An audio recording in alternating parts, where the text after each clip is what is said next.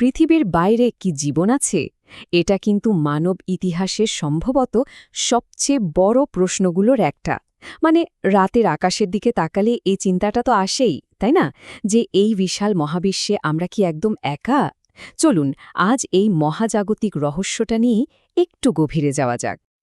হ্যাঁ, এই প্রশ্নটাই। মহাবিশ্বে আমরা কি একা? যুগ যুগ ধরে কিন্তু শুধু বিজ্ঞানী বা দার্শনিকরাই নন, আমাদের মতো সাধারণ মানুষও এই প্রশ্নের উত্তর খুঁজে বেড়াচ্ছে।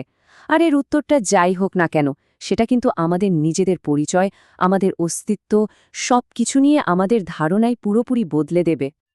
আচ্ছা, এই প্রশ্নের উত্তর খুঁজতে গেলে সবার আগে আমাদের একটা জিনিস বুঝতে হবে, আর সেটা হলো মহাবিশ্ব ঠিক কতটা বিশাল। কারণ ওই বিশালতার মধ্যে কিন্তু লুকিয়ে আছে আসল সম্ভাবনার খেলা। স্ক্রিনের এই সংখ্যাটার দিকে একবার তাকান, 200 বিলিয়ন। এটা হলো আমরা মহাবিশ্বের যতটুকু দেখতে পাই তার মধ্যে গ্যালাক্সির আনুমানিক সংখ্যা। সংখ্যাটা এতটাই বড় যে ঠিকমতো কল্পনা করাও কঠিন, তাই না? আর মজার ব্যাপার হলো এই প্রত্যেকটা গ্যালাক্সির ভেতরে আবার আছে কোটি কোটি তারা।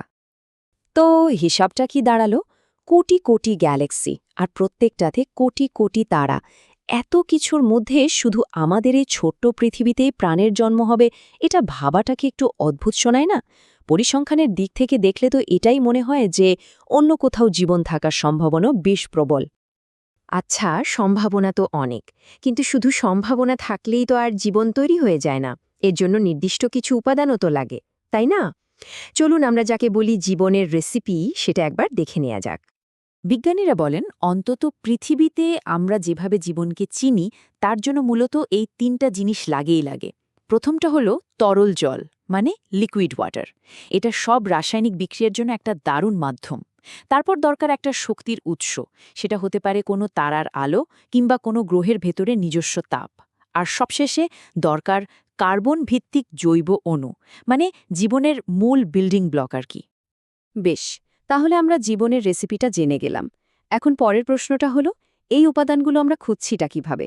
মানে আমাদের এই মহাজাগতিক অনুসন্ধান আসলে চলছেটা কোথায়? দেখুন, আমাদের খোঁজটা কিন্তু মূলত দুটো দিকে চলছে। একদিকে আমাদের নিজেদের বাড়ির উঠোনে, মানে আমাদের সৌরজগতে। যেমন ধরুন বিজ্ঞানীরা মঙ্গলের মাটির নিচে জীবাণুর চিহ্ন খুঁজছেন, কিংবা বৃহস্পতির চাঁদ, ইউরোপ আর বরফের নিচে যে বিশাল সমুদ্র আছে সেখানে প্রাণের খোঁজ করছেন। আর অন্যদিকে আমাদের নজর চলে যাচ্ছে সৌরজগতেরও বাইরে। হাজার হাজার আলোকবর্ষ দূরে থাকা প্ল্যানেটগুলোর বায়ুমণ্ডলে জীবনের কোনো সংকেত পাওয়া যায় কিনা তা দেখা হচ্ছে। আর স্যাটিয়ের মতো প্রজেক্টগুলো তো আছেই, যারা 24/7 মহাকাশের দিকে কান পেতে বসে আছে যদি বুদ্ধিমান কোনো সভ্যতার রেডিও সিগন্যাল ধরা পড়ে। এত কিছু হচ্ছে, এত সম্ভাবনা, এত খোঁজাখুঁজি, কিন্তু ফলাফলটা কি? ফলাফল এক অদ্ভুত গভীর নীরবতা, কিছুই নেই। আর ঠিক এই জায়গাটাতেই জন্ম নিচ্ছে বিজ্ঞানের সবচেয়ে বড় ধাঁধাগুলোর একটা। এই ধাঁধাটারই নাম হল ফার্মি প্যারাডক্স। জিনিসটা খুব সহজ। একদিকে অঙ্কের হিসাবে বলছে যে আমাদের এই মিল্কিওয়ে গ্যালাক্সিতেই এলিয়েন সভ্যতায় ভর্তি থাকার কথা, আর অন্যদিকে বাস্তবটা হলো আমরা আজ পর্যন্ত তাদের অস্তিত্বের কোনো প্রমাণই পাইনি।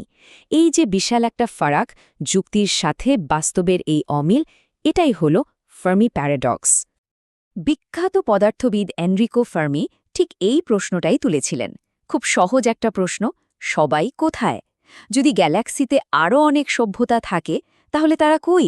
তাদের কোনো সিগন্যাল, কোনো মহাকাশযান, কোনো কিছুই কেন আমাদের চোখে পড়ছে না? মহাবিশ্বটা এত চুপচাপ কেন? এই মহানৈঃশব্দের কিন্তু অনেকগুলো সম্ভাব্য ব্যাখ্যা দেওয়ার চেষ্টা করা হয়েছে। যেমন একটা ধারণা হলো পৃথিবীতে জীবনের উৎপত্তিটাই একটা চরম বিরল ঘটনা, যা হয়তো আর কোথাও ঘটেনি। আবার এমনও হতে পারে যে অন্যান্য সভ্যতাগুলো আছে, কিন্তু তারা এত এত দূরে যে তাদের সাথে যোগাযোগ করাটাই অসম্ভব।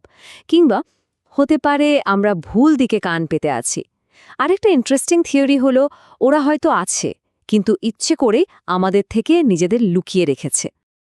কিন্তু চলুন একটা মুহূর্তের জন্য ভাবি, যদি এই নীরবতাটা একদিন ভেঙে যায়, কি হবে যদি আমরা হুট করে জানতে পারি যে আমরা একা নই? আমাদের ওপর, আমাদের সমাজের ওপর এর প্রভাবটা ঠিক কী হবে? বিখ্যাত লেখক আর্থার সি ক্লার্কের একটা অসাধারণ কথা আছে। তিনি বলেছিলেন, হয় আমরা মহাবিশ্বে একা অথবা আমরা একা নই, দুটোই সমানভাবে ভয়ের। কথাটা কিন্তু দারুণ, তাই না?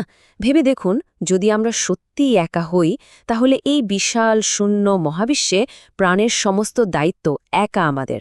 আর যদি একা না হই, তাহলে মানবজাতির ইতিহাস, আমাদের ভবিষ্যৎ সবকিছু এক নতুন দিকে মোড় নেবে। দুটো ভাবনাই কিন্তু আমাদের অস্তিত্বকে কাঁপিয়ে দেওয়ার মতো।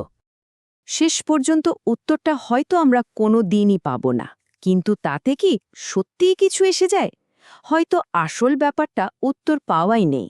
আসল ব্যাপারটা হলো এই উত্তর খোঁজার যাত্রাটায়, মহাবিশ্বে নিজেদের জায়গাটা বোঝার এই যে চেষ্টা, এই অনুসন্ধান, এটাই হয়তো মানবজাতির সবচেয়ে বড় অভিযান।